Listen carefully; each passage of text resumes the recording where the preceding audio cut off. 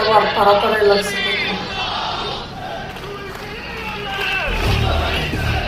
হঠাৎ গুপ্ত ইস্যুতে উত্তপ্ত পুরো দেশ। মুখোমুখি অবস্থান নিয়েছে বাংলাদেশ জাতীয়তাবাদী ছাত্রদল ও ইসলামী ছাত্র শিবিরের নেতাকর্মীরা।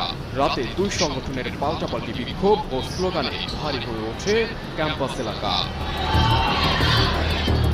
ঘটনার শুরু মঙ্গলবার সকালে চট্টগ্রামের সরকারি সিটি কলেজে গ্রাফিতিতে গুপ্ত শব্দ লেখা নিয়ে ছাত্রদল ও ছাত্র শিবিরের নেতাকর্মীদের মধ্যে সংঘর্ষের ঘটনা ঘটে।